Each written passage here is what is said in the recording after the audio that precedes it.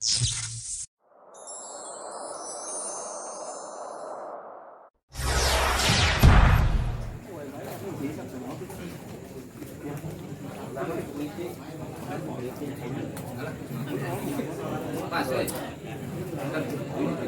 silakan dimakan Pak.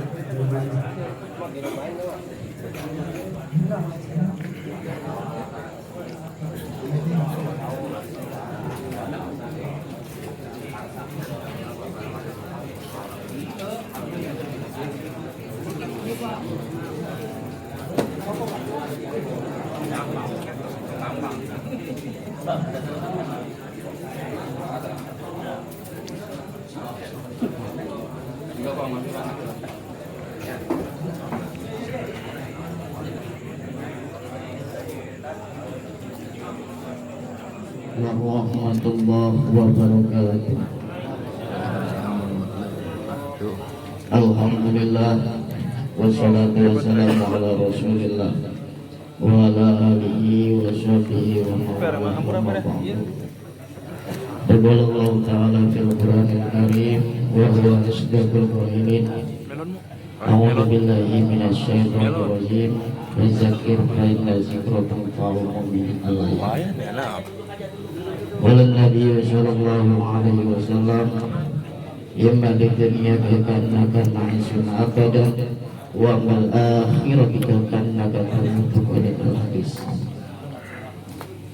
Pertama-tama marilah kita panjatkan puji syukur kita kepada Allah Subhanahu wa taala yang telah memberikan kita kenikmatan iman, kenikmatan Islam serta panjang umur sehingga kita sama-sama bisa melangkahkan ke tempat orang tua kami, yaitu dalam hal memenuhi undangan hal orang tua kami yang 1 tahun.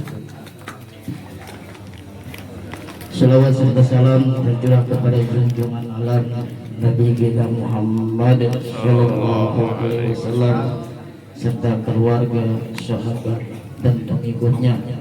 Mudah-mudahan kita mendapatkan syafaat dari Nabi Muhammad sallallahu alaihi wasallam. Amin ya rabbal alamin. Para jamaah kaum muslimin yang dimuliakan oleh Allah Subhanahu wa taala. Pertama-tama yang saya hormati yaitu Abah Kiai Haji. Gue di sini kan ini bilang gue ngelonjong, alhamdulillah jasa, tertolong dong. Di hadapan kita semua. Mudah-mudahan Rame. Abah Kiai Haji Salahuddin dipanjangkan umurnya, disehatkan badannya, dan dimudahkan rezekinya. Udah. Dan yang saya hormati pula kepada Mamanda Ustaz Nana Nuriana, Abah Kiai Haji Samlawi, dan para ulama-ulama, para ustaz, para kiai yang saya tidak sebutkan satu persatunya. Mudah-mudahan beliau semua disehatkan badan, panjang umur, sehat, kuat iman Islam. Amin ya rabbal alamin. Dan tak lupa yang saya hormati kepada para jamaah, para santri, dan para staf-staf pemerintah, Bapak RT, Bapak RW, Bapak Mandor, yang saya tidak sebutkan satu persatunya, tapi tidak mengurangi rasa hormat saya kepada bapak-bapak sekalian. Para jamaah kaum muslimin yang dimuliakan oleh Allah Subhanahu wa taala. Saya selaku anak dari almarhum Abah Ustaz Ilyas mewakili keluarga saya banyak-banyak terima kasih kepada para jamaah sekalian yang mau melangkahkan dan memenuhi undangan kami dalam hal mendoakan orang tua kami yang bernama Abah Ustaz Ilyas bin Soiran. Mudah-mudahan beliau diterima amal ibadahnya, diterangkan kuburnya, dan dijadikan kuburnya taman surga Allah Subhanahu wa taala. Dan saya pula atas nama pribadi banyak-banyak terima kasih kepada para jamaah, para santri yang telah menyumbangkan tenaga dan materinya. Dan saya pula mohon minta maaf kepada para jamaah sekalian apabila dari tempat atau makanan yang telah dihidangkan kurang berkenan. Saya mohon dibukakan pintu maaf selebar-lebarnya. Saya tidak bisa berkata panjang lebar, cukup sekian dari saya. Assalamualaikum warahmatullahi wabarakatuh. Assalamualaikum warahmatullahi taala wabarakatuh. Waalaikumsalam warahmatullahi wabarakatuh. Alhamdulillahilladzi khalaqa wa ahya wa hakama ala khalqihi bil mauti wal fana wal ba'si ila daril jaza wal fasli ila daril qada litujza kullu nafsin bima tas'a wa ashhadu an la ilaha illallah wahdahu la syarika lah wa ashhadu anna sayyidana Muhammadan abduhu wa rasuluhu alladzi unzila ilaihi fi kitabil maknun innaka mayyitun wa innahum mayyitun amma ba'du. Faqad qala Allah ta'ala fil Qur'anil Karim wa huwa asdaqul qailin a'udzu billahi minasy syaithanir rajim. Bismillahirrahmanirrahim.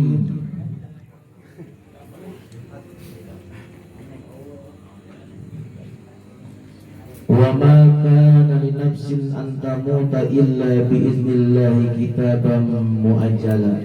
Al-ayat. Wa qala an-nabiy sallallahu alaihi wasallam mal maitu fil qabri illa kagharikil muqawas yantajiru da'watan talhaquhu min ibnihi aw akhihi aw sadiqin lah fa idza lahiqathu kanas ahabba ilahi minad dunya wa ma fiha. Al-hadis. Al-mukarramun, para alimil ulama, para hujaz, para tokoh masyarakat, para sepuh filsafah, bil khusus guru kita setempat Abah Haji Sanglawi anu kusimkuri diberi hormat, mudah-mudahan ditambah-tambah kemuliaan oleh Allah Subhanahu wa taala. Berikan panjang umur, sehat jasmani, sinarang rohani sehingga bisa mengajak kepada kita menuju jalan yang diridhoi oleh Allah Subhanahu wa taala. Lalu pula kepada akhinal kiram, teman saya perjuangan waktu di pesantren di Cilongok, Bapak Nana Sutisna. Oh, Bapak Nana Suryana, maaf. Sudah lama kata teman-teman. Mudah-mudahan beliau juga dipanjangkan umur oleh Allah Subhanahu wa taala. Sehatkan jasmani dan rohani, diberikan yaitu rezeki yang barokah dan bisa mengajak kita pada jalan yang lurus dan diridhoi oleh Allah Subhanahu wa taala. Tak lupa pula kepada Al-Mukarram Ustadz Awing, Ustadz Herman yang punya sohibul wilayah di sini yang saya hormati dan mudah-mudahan dimuliakan oleh Allah Subhanahu wa taala. Amin. Para jemaah kaum muslimin wal muslimat yang hadir di sini yang tidak dapat saya sebutkan satu persatu, mudah-mudahan tidak mengurangi rasa hormat saya kepada saudara-saudara sekalian. Pertama-tama marilah kita panjatkan puji dan syukur kepada Allah Subhanahu wa taala yang telah bermacam-macam memberikan nikmat terhadap kita, terutama nikmat iman dan nikmat Islam. Dengan adanya nikmat tersebut sehingga kita bisa berkumpul, bermuajahah, bersilaturahmi dalam menghadiri acara tahlil haul ayahanda tercinta, orang tua tercinta, guru tercinta, kesepuan kita tercinta, yaitu Ustadz Muhammad Ilyas.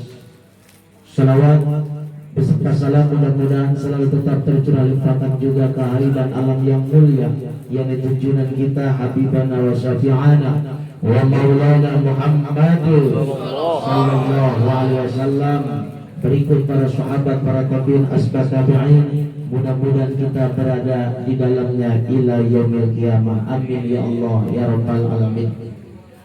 Alhamdulillah, pada kesempatan malam ini saya bisa hadir di kampung Bojong Salahajang.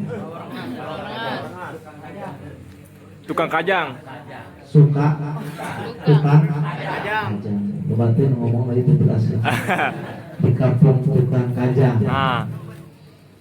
Alhamdulillah, dengan adanya tepung tahun saudara kita, guru kita bersama, sehingga kita bisa bersilaturahmi. Mudah-mudahan ini suatu wasilah yang menjadikan kita tambah-tambah cinta kepada para guru-guru kita, cinta kepada para yaitu leluhur kita. Dengan cinta inilah mudah-mudahan kita disatukan nanti di yaumil qiyamah. Amin ya Allah ya rabbal alamin. Sebelum lebih lanjut, mari kita membaca sholawat dulu kepada baginda Rasulullah Sallallahu Alaihi Wasallam. Ya Rabbi bil Mustafa balik maqasidana.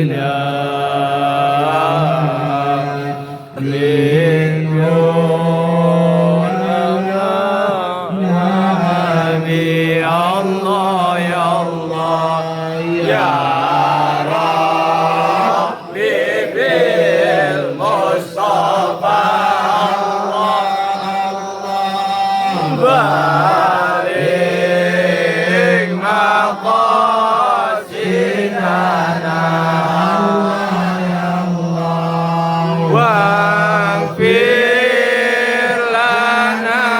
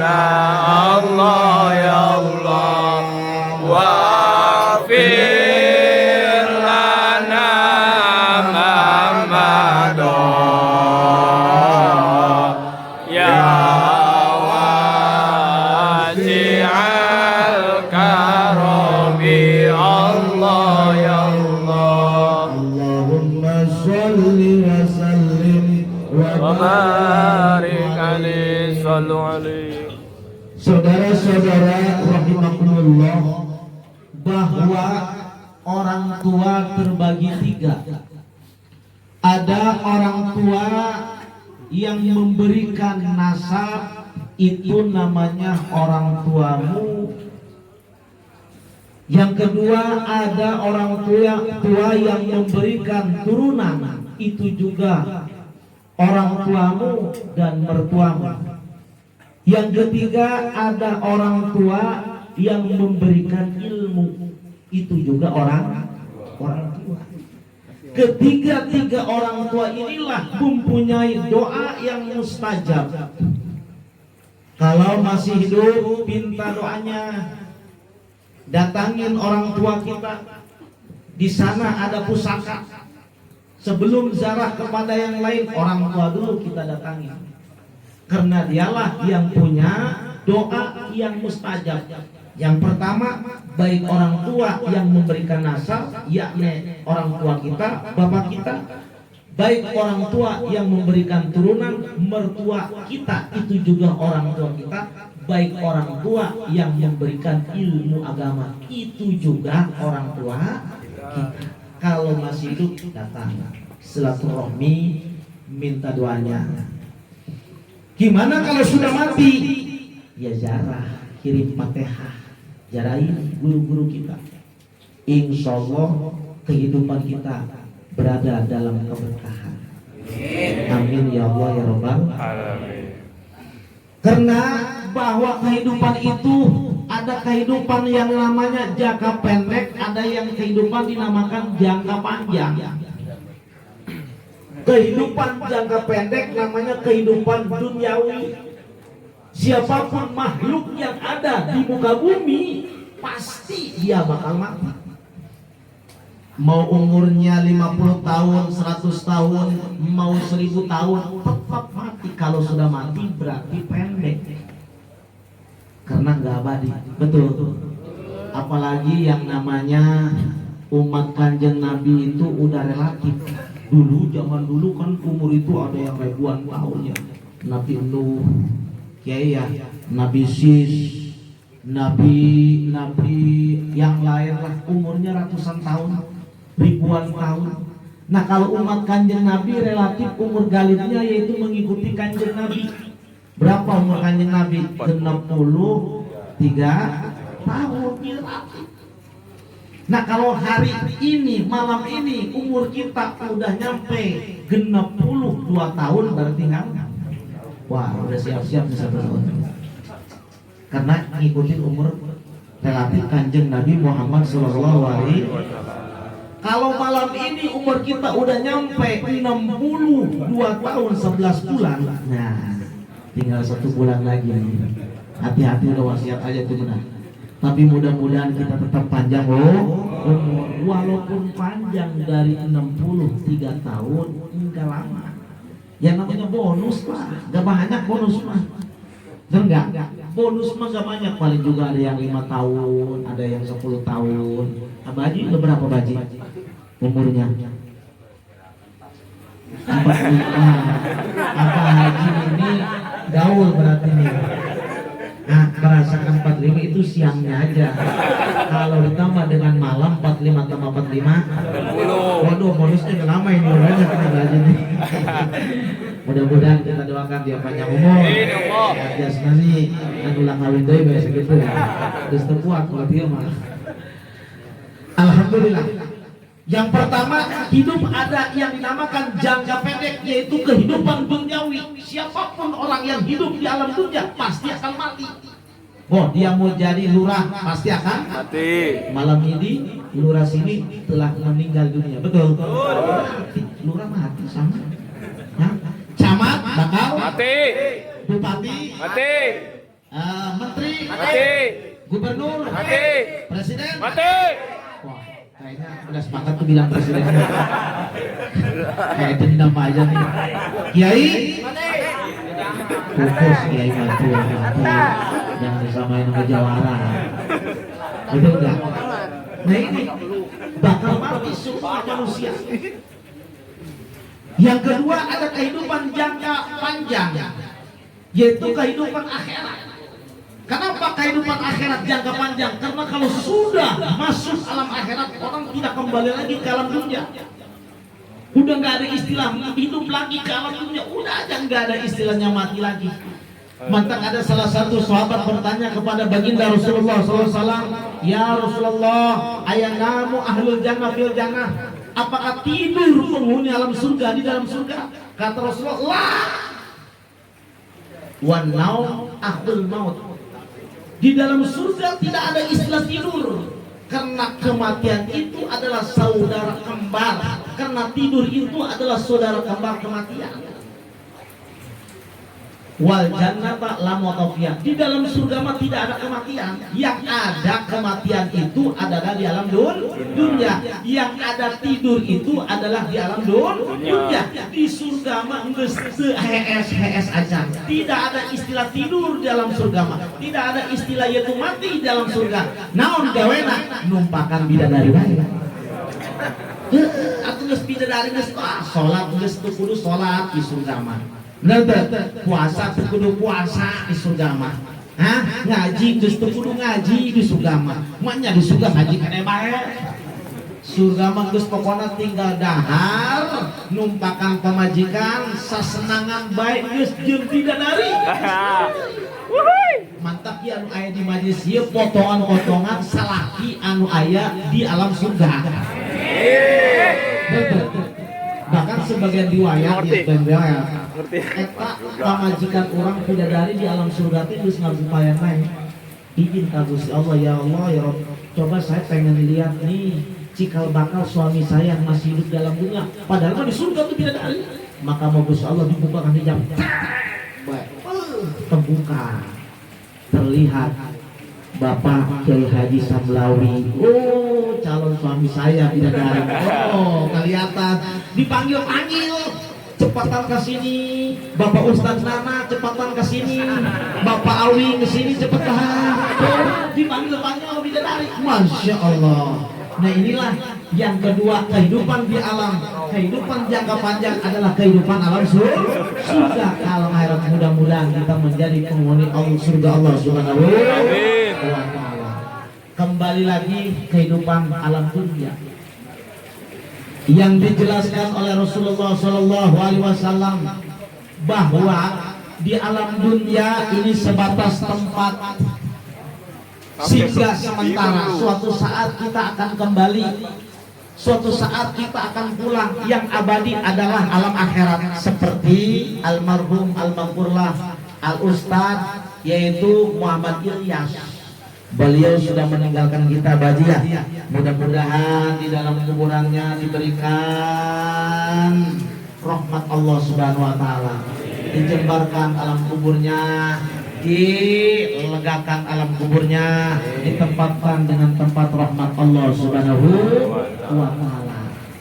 Nah, kita hidup di alam dunia sekarang ini, walaupun kakaler, kakidul, kakulon, kawetan, ujung-ujung nama bakal menturunkan kos almarhum. Ujung-ujung nama bakal menturunkan kos almarhum. Maka seapapun kita ilmu punya, kita amalkan. Seapapun kita harta kita, sedikit maupun banyaknya, kita gunakan untuk bersedekah. Maka ada aja ungkapan lama la yudraku kulluhu wa yusraku ba'duhu. Kalau kita tidak mampu untuk melaksanakan seluruhnya, jangan tinggalkan sebagian. Misalnya kita sembahyang tahajud, malam itu nggak mampu 12 rakaat, 2 rakaat jangan tinggalkan. Misalnya kita pagi-pagi nggak bisa sholat duha yaitu 12 rakaat karena sibuk dengan aktivitas kita ke pasar, sibuk dengan aktivitas kita kerja, sibuk dengan aktivitas kita misalnya ke ladang, 2 rakaat sholat duha jangan ditinggalkan. Mala yudraku kulluhu laisa kubadu. Kalau tidak mampu untuk melaksanakan keseluruhannya, jangan tinggalkan sebagiannya.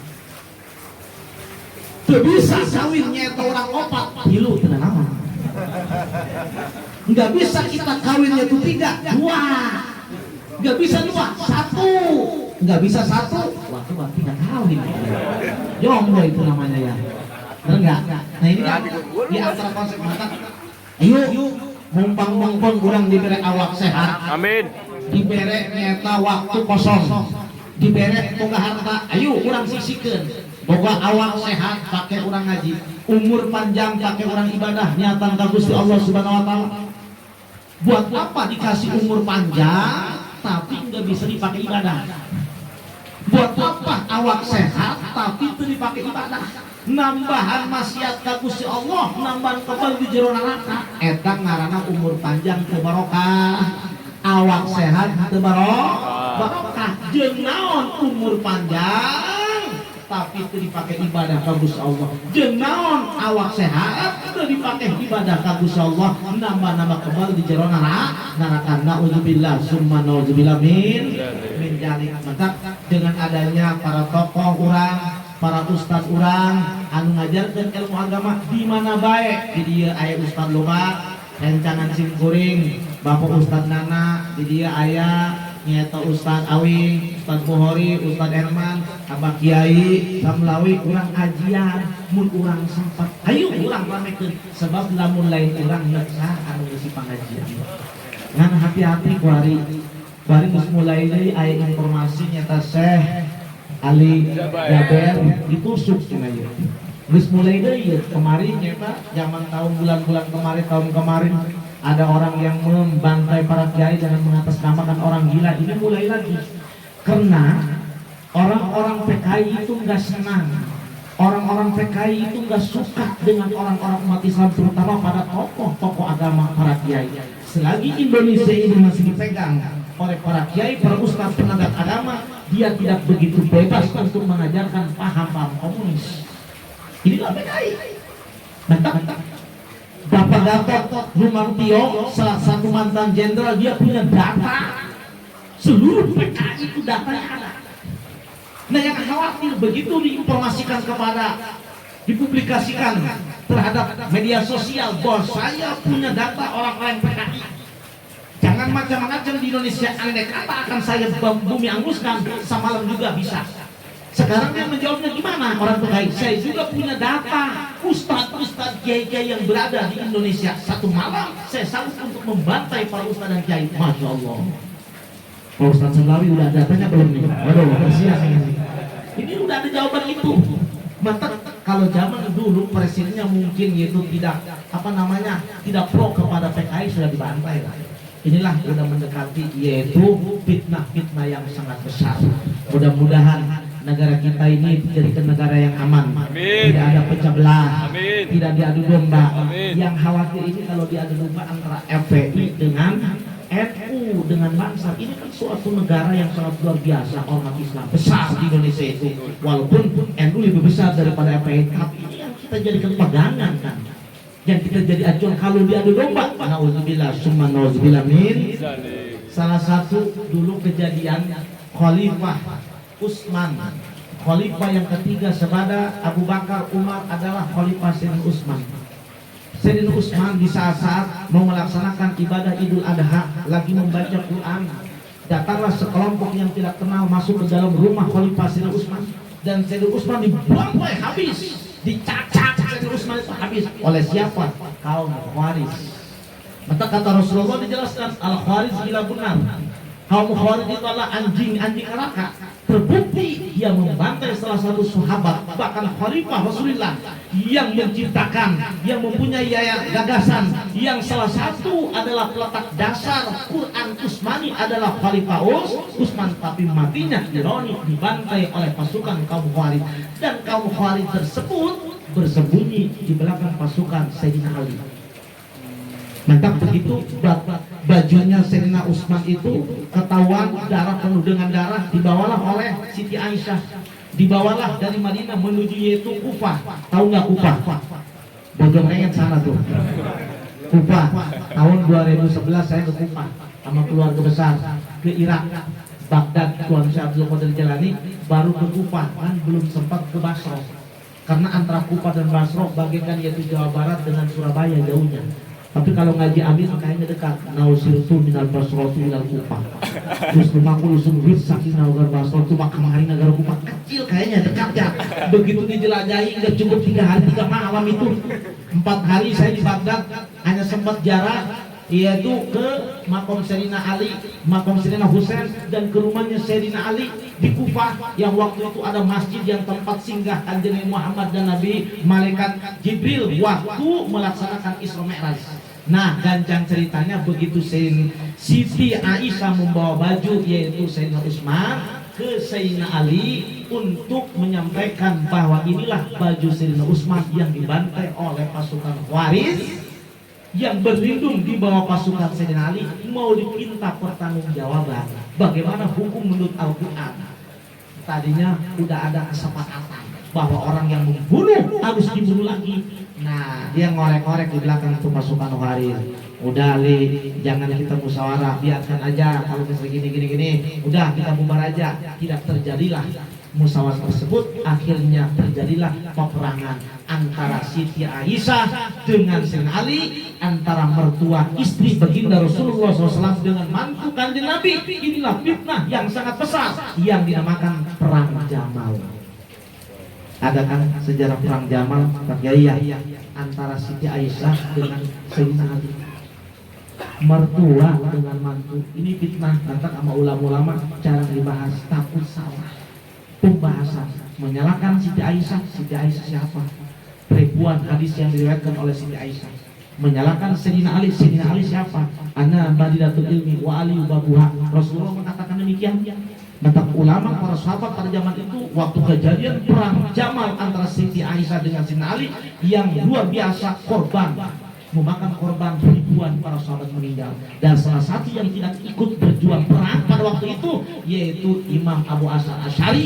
Dia mengasingkan diri, karena saya pihak kepada Sayyidina Ali pasti akan membantai pasukan Siti Aisyah, memihak kepada Siti Aisyah pasti akan membantai pasukan Sayyidina Ali. Semua ahli kiblat. Inilah adu domba yang sangat luar biasa. Nauzubillah, andai kata terjadi umat Islam diadu domba oleh orang berkari antara FPI dengan misalnya itu NU, ini yang dikhawatirkan. Maka kita jaga jangan sampai ada orang-orang yang menyelusup mengadu domba umat-umat Islam. Allahu Akbar. Masya Allah. Nah, maka PKI merasa dia dilindungi waktu zaman dulu karena ada konsep Nasakom Bung Karno. Dengan ada konsep Nasakom Bung Karno sehingga PKI ada suasana segar. Maka yang dibantai baru 39 jenderal. Itu baru 9 jenderal. Wacananya luar biasa.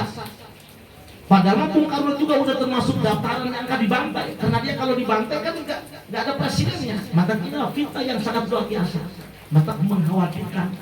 Mudah-mudahan para tokoh agama, para pejuang Islam, para jenderal yang kiblat kepada ahli sunnah wal jamaah, kepada orang muslim, kita bersatu, jangan sampai terjadi peperangan saudara.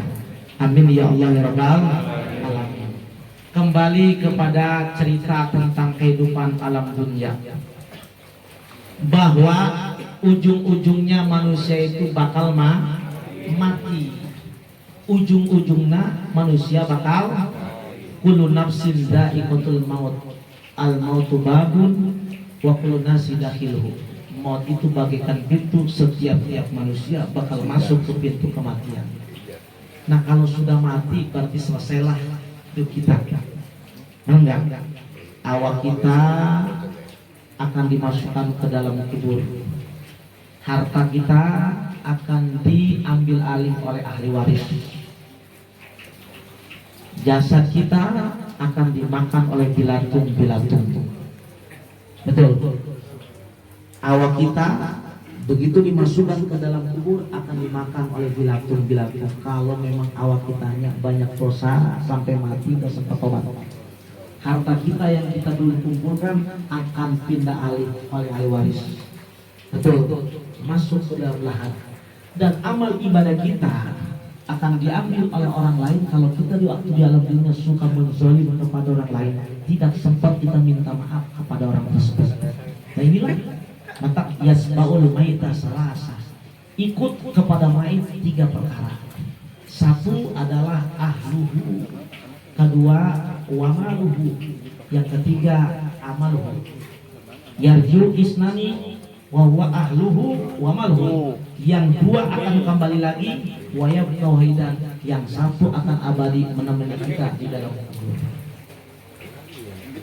Yang pertama, yasmaul maita salasa, ikut kepada mayit 3 perkara.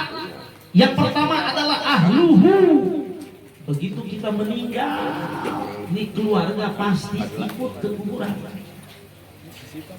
Ikut ke kuburan. Hatta kalau misalnya seorang suaminya meninggal duluan, istri juga ikut ke kuburan. Padahal waktu kita pacaran sama seorang istri, luar biasa, sehidup semati. Bahasanya sehidup begitu suami mati duluan ke liang lahat, itu istri mau nggak nemenin suaminya?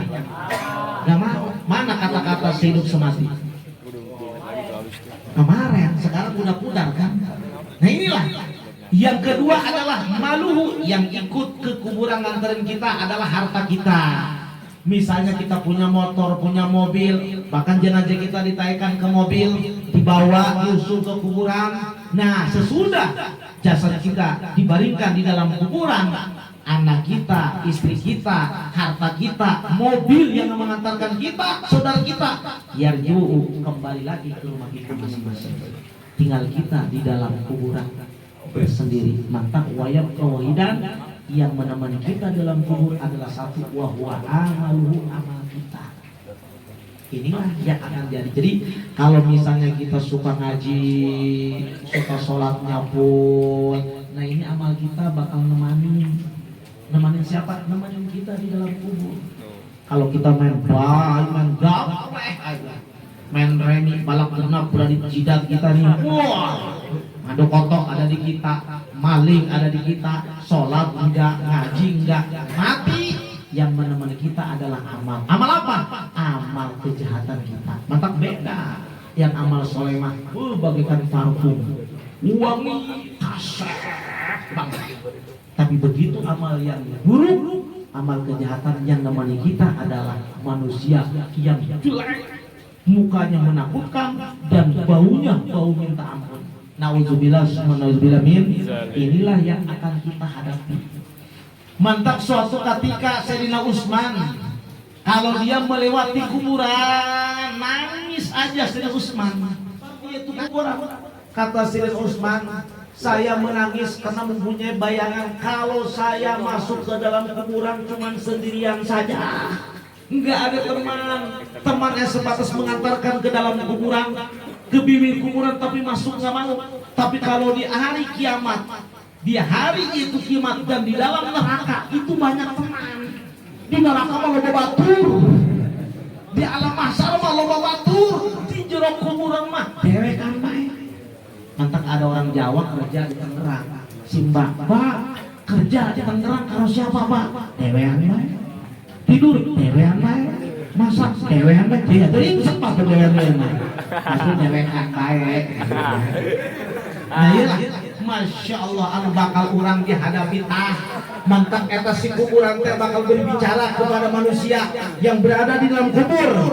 Bahasa bagaimana? Ana baitul gurbah, saya adalah kamar yang tempat orang berkelana. Ana baitul wahdah, saya adalah kuburan tempat menyendiri. Ana baitul dur, saya adalah tempat bilatung. Ana baitul azab, saya adalah tempat siksa, berada di dalam kuburan. Nauzubillah summa nauzubillah min.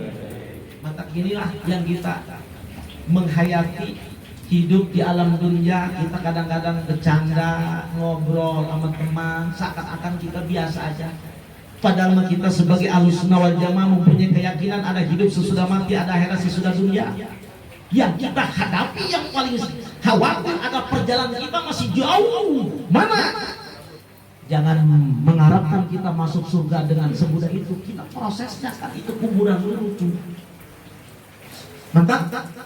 Innal qabra awalu manazilil akhirah wa awalu manazilid dunya. Kuburan itu adalah awal tempat menuju alam akhirat dan akhirnya tempat dari dunia.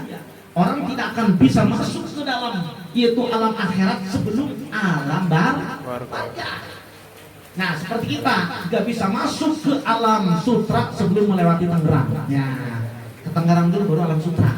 Nah ini juga sebelum kita memasuki alam akhirat, kita memasuki alam barja dulu. Berarti alam barja adalah pintu gerbang untuk memasuki yaitu alam akhir. Nah ini proses di alam barja ini yang bagaimana yang akan kita hadapi. Maka ada istilah yaitu naimul qabri, kesenangan kuburan. Ada yang dinamakan yaitu adabul qabri, siksa kuburan. Ini yang dikhawatirkan para ulama. Ini yang dikhawatirkan para kiai. Ini yang dikhawatirkan para ustaz. Karena kita hidup bukan sebatas yaitu di dunia. Inilah mudah-mudahan kita bisa istiqomah. Amin. Bisa yaitu mengamalkan ilmu sehingga kita selamat dunia wal akhirah. Berarti tiga, saya saran yasbaul maita salasa, mengikuti mayit ke alam barjah itu tiga. Satu adalah ahluhu, keluarganya, yang kedua adalah hartanya, yang ketiga adalah amal. Nah amal inilah yang akan bisa menemani kita di masa-masa kita di alam barjah. Yang pertanyaan malaikat mungkar nakir, tapi yang dua kembali turun masing-masing. Dia selamun pamajik anak para orang ini maafan janda heran. 4 bulan 10 hari tidak wafat. Terus mulai men. Hah? Oh, sodak nagan biasa namanya ipis nyopang daw. Biasa pakai baju naga biasa kayak kuari maragan ketat baju naga. Gue parfum naga geus luar biasa saya kurang minyak mah guys. Lewat beda berbujang. Janda heran mana yo? Iya. Tapi sekarang kadang-kadang orang yang namanya status seorang istri yang ditinggalkan oleh seorang suami kan hukum idahnya 4 bulan 10 hari. Itu baru sebulan aja dia nggak kuat musuhnya pakai ya. Nggak kuat udah gini. Padahal itu haram, maka nggak boleh. Sebelum 4 bulan 10 hari seorang istri yang ditinggalkan oleh seorang suami itu nggak boleh istilah dandan. Nggak boleh sisir-sisir itu kayak orang-orang yang ini biasa aja, sisirnya juga biasa aja, pakai baju jangan terlalu ginding, semedak juga jangan, ke pasar juga kalau bisa masih ada teman, saudara yang bisa ke pasar, udah pasarnya aja, dia mah di rumah aja tuh, seorang yang ditinggal oleh seorang suami. Kenapa? Karena belum lepas idah, belum keluar dari lepas idah. Inilah peraturan-peraturan agama Islam agar kenapa? Agar kita tidak mendapat dosa dari syariat Nabi besar Muhammad sallallahu alaihi wasallam. Masya Allah, mantap. Ada rahmat Allah yang disembunyikan di dalam taat. Yang kedua, ada siksa Allah yang disembunyikan dalam maksiat. Yang ketiga, ada pangkat wali Allah yang disembunyikan di dalam halayak masyarakat kami. Yang pertama, ada rahmat Allah, kasih sayang Allah yang disembunyikan di dalam taat. Jadi kita jangan menyepelekan itu taat apapun jenisnya. Boh taatnya ibadahnya mahdoh, buat ibadah wer mahdoh. Ibadah mahdoh adalah ibadah kewajiban 5 sehari 5 waktu. Ibadah wer mahdoh adalah ibadah-ibadah sunnah. Nah di dalam ibadah tersebut ada rahmat Allah, ada kasih sayang Allah yang disembunyikan oleh Allah. Walaupun ibadahnya sunnah, siapa tahu di situ ada rahmat Allah, ada kasih sayang Allah. Kan kita mah kadang-kadang ibadah itu pengennya yang serem-serem aja. Iya lah, kita misalnya sodako pengen tenarnya kita 1 juta pengen ngasih, terus 100.000 mah nggak mau, tungtunya 1 juta enggak, 100.000 enggak. Maka Imam Ghazali diantaranya diterima ibadah dia di suatu saat waktu mengarang kitab. Ada salah satu lalat, tahu nggak lalat? Laler kalau bahasa Cilengok, laler kalau bahasa sini lalat ya. Sama. Nah di wadah mangsinya itu lalat enclak ke wadah wangsi Imam Ghazali. Nah lalat ngenyotin yaitu air mangsi Imam Ghazali. Sama Imam Ghazali didiamin aja. Sama Imam Ghazali didiamin aja. Dia nyodotin padahal mah ya seberapa sih harga cai mangsi hitam lagi. Nggak mungkin kita dimakan, nggak mungkin kita diminum kan. Nah disedotin aja tuh air mangsi oleh lalat tersebut. Nah dan ceritanya begitu puluhan tahun Imam Ghazali meninggal. Kan itu ganjaran yang sangat sepele, yang gak dibayangin bisa menyelamatkan kita. Kan kita mah sodako pengen kebeja sejagat, tetangga kebeja sodakonya sampean. Sholatnya kita mah pengen belia aja, kebeja situ mah ahli ibadah. Puasanya kebeja, wah itu mah udah aja yang kayak ibadah kayak gitu udah dihapus sama Gusti Allah. Pahalanya. Nah ini juga salah satu contoh Imam Ghazali yang tidak terduga. Waktu hidup di alam dunia, lalat tersebut meminum air mangsi, yaitu Imam Ghazali. Begitu Imam Ghazali sekian tahun, yaitu mengarang kitab yang sangat banyak, meninggal dunia. Begitu meninggal dunia, yang diimpikan oleh salah satu sahabat Imam Ghazali, ma fa'ala Rabbuka ya Ghazali, bagaimana Allah mengerjakan kepada engkau wahai Ghazali dalam kubur? Waduh, kata Imam Ghazali, terimpi oleh salah satu sahabatnya, seluruh karangan kitab saya ditolak, seluruh ibadah saya ditolak, seluruh kegiatan-kegiatan ibadah saya tolak, cuma satu aja amal ibadah saya diterima, sehingga semuanya bisa diterima. Mana? Itulah pahala ganjaran lalat minum air mangsi. Masya Allah. Mantap. Ada rahmat Allah, ada kasih sayang Allah yang disembunyikan di dalam ibadah. Dengan demikian, jangan menyepelekan kita ibadah apapun, baik ibadah mahdoh maupun ibadah ghair mahdoh.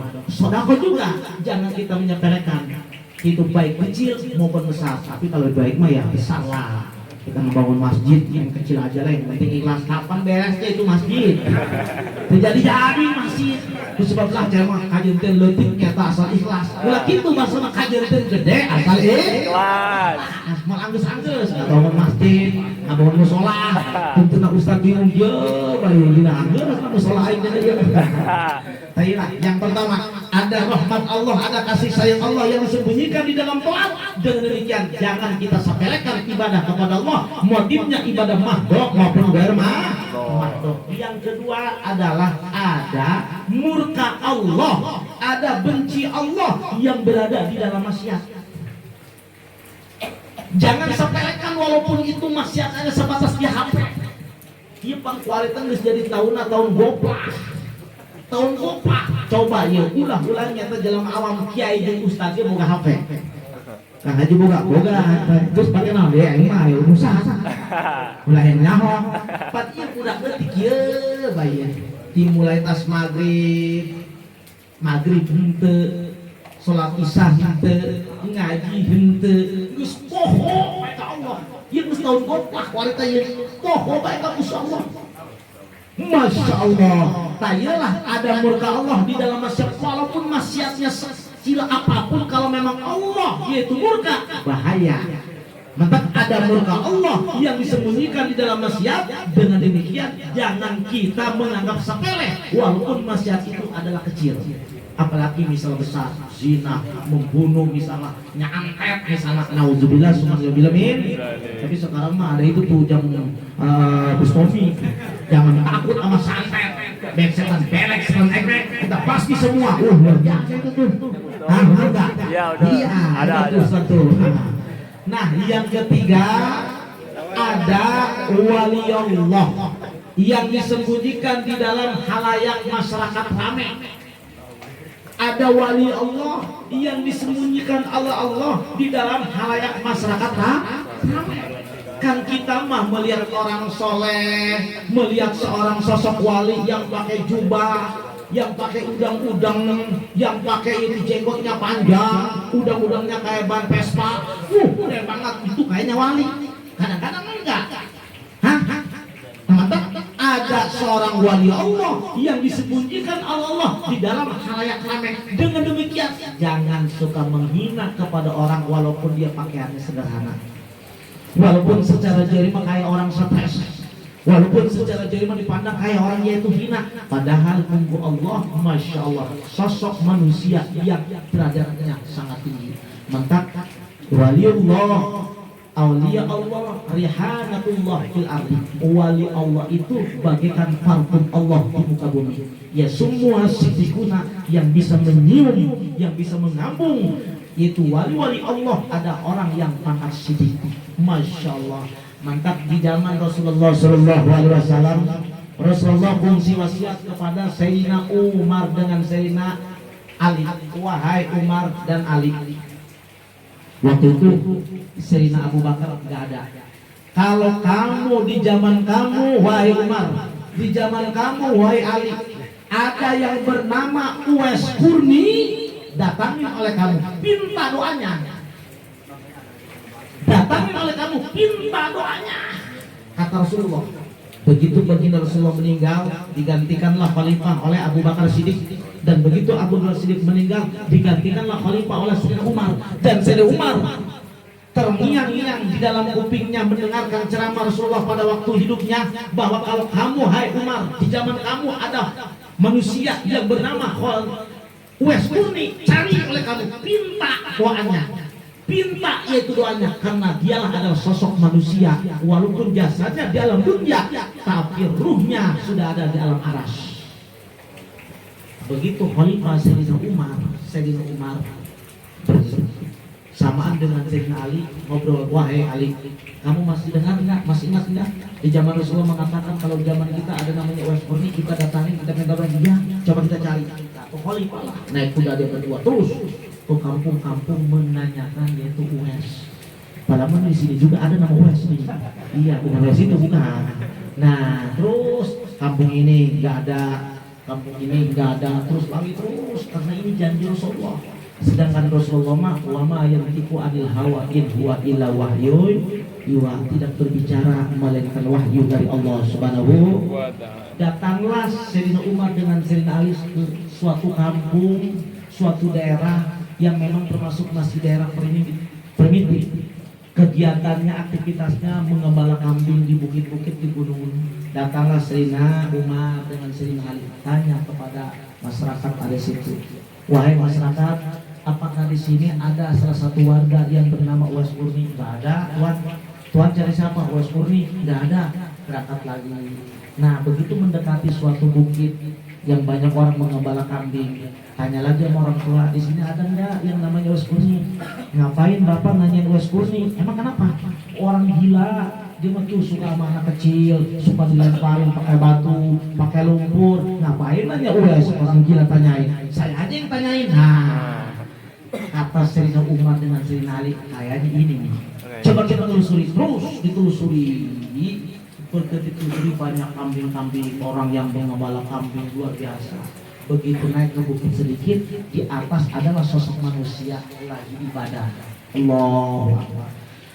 Padahal Uwais Kurni kegiatan seharinya dihina oleh masyarakat, dihina oleh anak-anak kecil, bahkan dia hidupnya juga bagaikan kamarnya bagaikan kandang burung merpati. Masya Allah, orang tidak tahu sosok Uwais Kurni adalah kutubul aulia.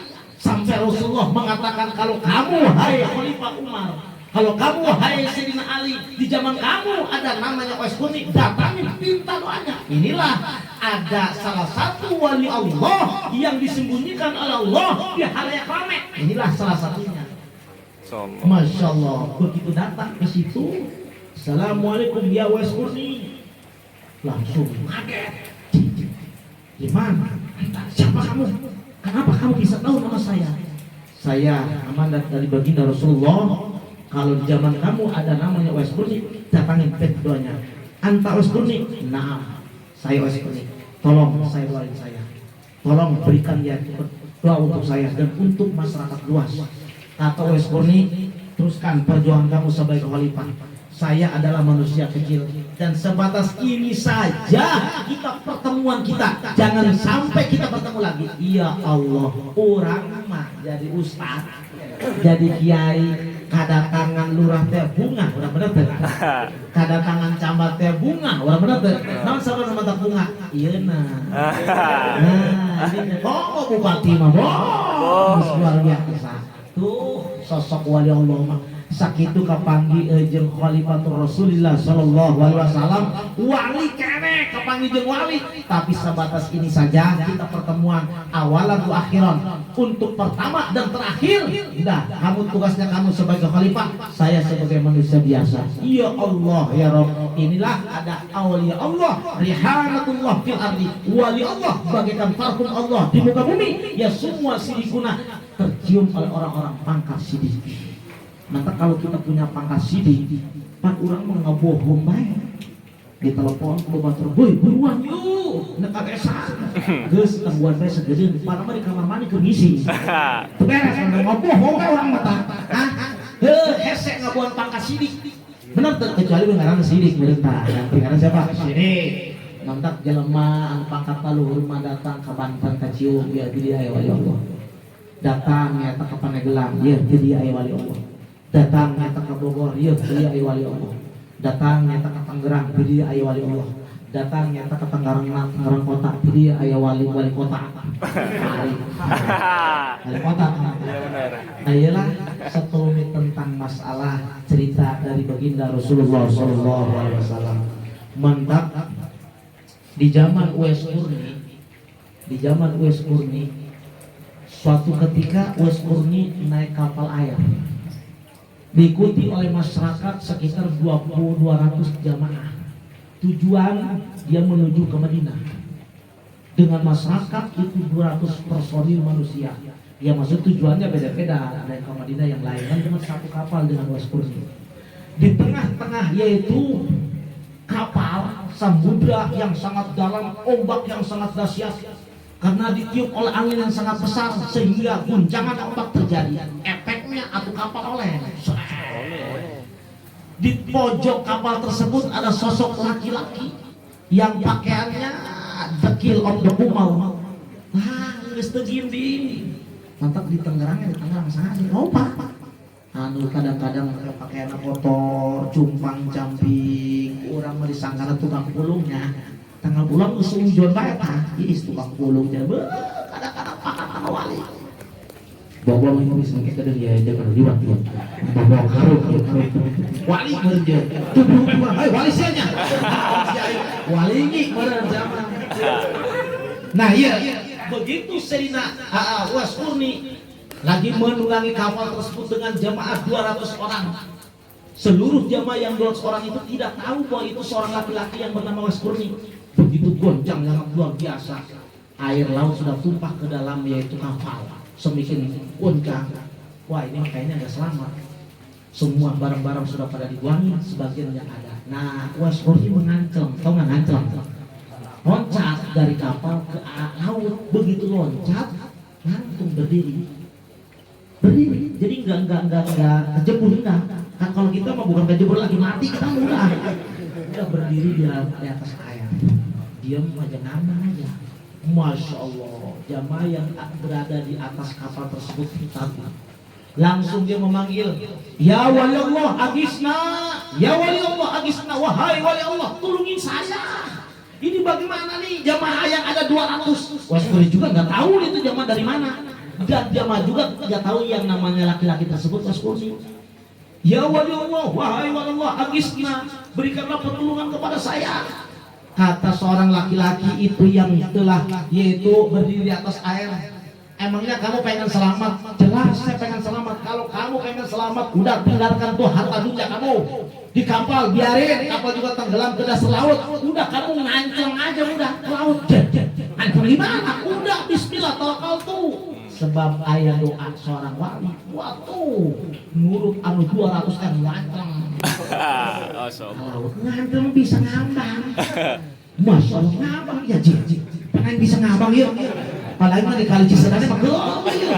Masya Allah inilah salah satu karomah wali Allah Subhanahu wa Ta'ala. Nah, berdirilah dia di atas laut sampai kapal tersebut bikin tertumpah oleh air, makin penuh terus tenggelam ke dasar laut dan seluruh harta dia itu terbawa kapal. Nah, kata seorang laki-laki itu, baik para jamaah yang jumlahnya 200 orang, kamu ini pengen selamat enggak? Pengen. Wali udah ngatakan wali aja. Pengen selamat wali. Terus harta kamu itu pengen kembali enggak? Pengen wali. Nah, kalau pengen kembali, kamu niatin di dalam perahu kamu ini ada harta fuqara'il Madinah. Ada harta yatim orang Madinah. Ini harus dikembalikan kepada haknya, kepada mustahiknya. Siap. Nah, berdoalah seorang laki-laki tersebut. Sebelum berdoa, masyarakat jamaah yang 200 bertanya, ya rajul, hai rajul, ma ismuka, siapa nama kamu? Dijawab, saya adalah Uwais Kurni. Masya Allah, memang orang yang ditakuti, tidak kenal orangnya, tapi namanya sudah di mana-mana. tidak kenal orangnya, tapi namanya sudah harum bagaikan parfum Allah. Mana yang namanya Ustaz? Kalau sekarang mana yang namanya Ustaz Nana nih? Waduh, terkenal di kalangan Rangga misalnya Ustaz Nana nih. Wah, luar biasa ini. Nah ini Ustaz nih, Masya Allah. Begitu dia mendoa, langsung bercahaya doanya, ngepul, yaitu mulutnya. Seketika dijabah oleh Allah Subhanahu wa taala, perahu tersebut yang sudah tenggelam dalam yaitu lautan samudra langsung naik lagi ke permukaan laut. Ya Allah, berikut barang-barangnya naik lagi. Waktu ribut, ada yang 200 person, oh naik lagi, kita naik ke atas, awas kejeblos ya. Naik lagi ke atas perahu. Masya Allah, wes udah jalan aja. Nah, berangkatlah dia ke Madinah. Begitu nyampe ke Madinah, diberikanlah harta-harta hak fuqarol Madinah kepada mustahiknya. Inilah salah satu karomah, yaitu wali Westport Purnimata wa adnan nasib atas ikuti hari panghandap-handapna pangkat bagi kita membenarkan bahwa Allah punya wali. Pangkat itu kan ada pangkat manusia, ada awam, ada orang soleh, ada pangkatnya wali, ada pangkatnya yaitu nabi, ada pangkatnya rasul. Nah mungkin di zaman sekarang udah nggak ada yang namanya nabi, udah nggak ada yang namanya rasul, tapi wali-wali Allah masih ada. Maka kita melihat orang siapapun jangan kita suuzon, jangan kita buruk sangka. Buah-buah orang tersebut yang kita buruk sangka pangkatnya lebih tinggi daripada kita. Amin ya Allah ya Rabbal alamin. Kembali lagi, mudah-mudahan dalam acara tepung tahun haul ayahanda tercinta Ustaz Muhammad yaitu Ilyas, mudah-mudahan diampura dosa aku Gusti Allah Subhanahu wa taala, ditempatkan di tempat rahmat Allah Subhanahu wa taala, dicampur kuburanana antum lana salatun wa nahnu alaikum tabaun wa inna insyaallah taala bikum la al-fatihah. Bismillahirrahmanirrahim. Alhamdulillahirabbil alamin. Arrahmanir rahim. Maliki yaumiddin. Iyyaka na'budu wa iyyaka nasta'in. Ihdinas siratal mustaqim. Siratal ladzina an'amta 'alaihim ghairil maghdubi 'alaihim waladdallin. Jadi kesimpulannya, apapun hidup di alam dunia, di suatu saat kita akan kembali lagi seperti almarhum almarhumah. Jadi silakan kita cari dunia kalau memang kita perlu, tapi jangan sampai kita tinggalkan ibadah kita kepada Allah Subhanahu wa taala. Ulah sampai orang eta terganggu, omong sampai ribut mah gara-gara dunia ribut saling bacok. Tahu kan ayah dongengnya sama desa tidenya. Ayah dua laki-laki ribut masalah tanah. Itu bae saling bacok. Begitu di perbatasan Ager, dua laki-laki tersebut, wah, udah saling gini aja. Ayo taruh sama kita, ayo taruh sama kita. Ini perbatasan tanah saya, ini perbatasan tanah saya. Ribut dua laki-laki tersebut. Nah, dengan kun fayakun Allah Subhanahu wa taala, pagar yang dekat dua laki-laki yang berkelahi merebutkan perbatasan tanah, ada batunya tersebut sama Allah Subhanahu wa taala bisa berbicara.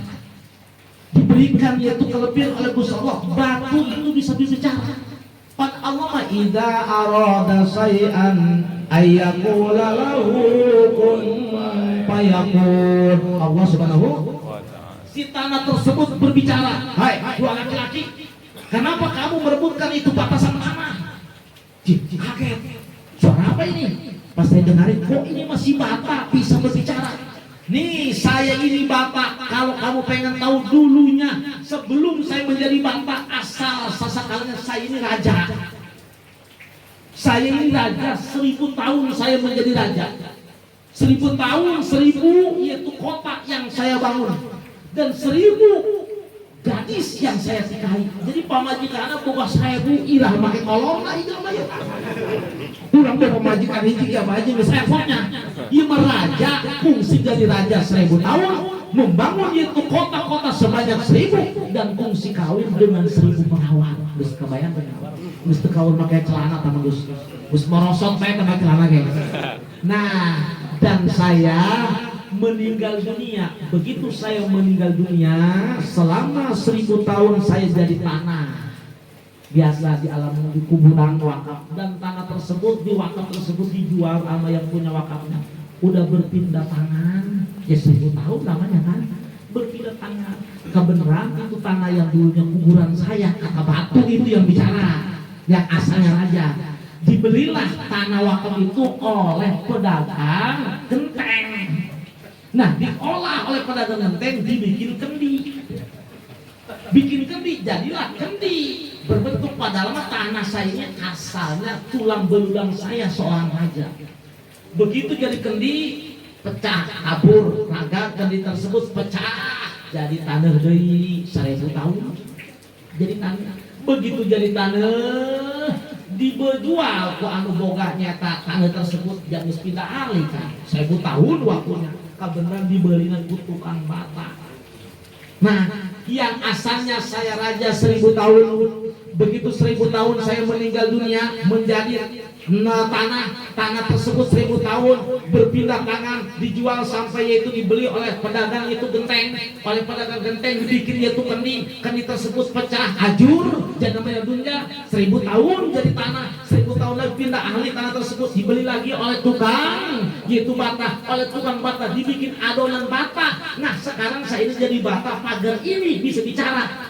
Ini saya ini mantan raja, sekarang jadi bata. Mau apa kamu? Buat batu bisa bicara. Mantap, ujung-ujung nama orang anu bakal abadi adalah ternyata hirup langgeng di alam surga Allah Subhanahu wa Ta'ala. Marilah dengan adanya kesempatan acara haul ayahanda tercinta, mudah-mudahan saya memberikan motivasi, memberikan itu siram rohani, manfaat bagi saya, hukumnya para jamaah sekalian. Yang tadinya kita kurang semangat ibadah, mari kita semangat ibadah. Yang tadinya kurang semangat kita ngaji, yuk kita semangatkan ngaji. Isi majlis-majlis alim kita dimanapun berada, jangan kita duakan, jangan kita adu dombakan para guru-guru kita, jangan kita adu dombakan para umat-umat muslim dengan orang-orang muslimat muslimin demi untuk menggapai dunia. Nauzubillah summa nauzubillah min dzalik. Terakhir dari saya, mari kita berdoa mudah-mudahan Indonesia ini dijauhkan dari bahaya, dijauhkan dari adu domba, dan guru-guru kita diberikan panjang umur, sehat jasmani, subur rizkinya, bakal ibadah kepada Gusti Allah Subhanahu wa Ta'ala, dan kita juga sebagai muridnya, sebagai pengikut syariat Nabi besar Muhammad sallallahu alaihi wasallam diberikan panjang umur, subur rizki, bisa ibadah kepada Gusti Allah Subhanahu wa Ta'ala di akhir hayat membaca kalimatun thayyibah la ilaha illallah Muhammadur Rasulullah. Sebab kalimat thayyibah la ilaha illallah Muhammadur Rasulullah inilah akan bisa membeli surga Allah Subhanahu wa Ta'ala. Karena akhir kalami la ilaha illallah dakhala jannah. Barang siapa yang waktu sakaratul mautnya, akhir hayatnya membaca kalimatun thayyibah la ilaha illallah dakhala jannah, dia akan masuk surga. Wa in kanat misla jubaril bahari, walaupun dosanya nyundul ke langit. Ku saking loba dosanya, sebab dia ke waktu bujangan teh main gaplek aya di mana? Jablay beak main. Cabe-cabean aya di mana? Dongdok beak di mana? Pedes. Mantap mainan. Aya pan dongdok teh kan jablay, aya jablay Surabaya. Susu diraba badan bergaya. Ada jablaynya jablay Lebak Bulus, lepas baju langsung dilus-lus. Ada jablay Senayan, sekali kenal langsung doyan. Beak mainan mata. Tak andai kata dosa nyundul ke langit, tapi begitu sakaratul maut membaca kalimatun thayyibah tetap masuk ke surga. Urusan dosa kumaha Gusti Allah, yang penting orang iman nyata tetap abadi di dalam jasad kita. Zaman boleh berubah tapi iman jangan sampai goyah. Waktu boleh berganti tapi iman jangan sampai mati. Itulah barangkali yang dapat saya sampaikan pada kesempatan ini. Saya kesini bukan semata-mata mau memberikan mauizul hasanah silaturahmi Kakang Herman yang memberikan ilmu surur ke keluarga Ustaz Nana, ke keluarga Awi, Ustaz Awi, keluarga Ustaz Bohori. Mudah-mudahan anjeunna begitu tinggalkan kuramana bisa teruskan perjuangan seorang tua dalam rangka mengembangkan agama Allah Subhanahu wa Ta'ala. Bi barakatil Quran Al-Fatihah. Bismillahirrahmanirrahim. Alhamdulillahirabbil alamin. Arrahmanirrahim. Maliki yaumiddin. إياك نعبد وإياك نستعين اهدنا الصراط المستقيم صراط الذين أنعمت عليهم.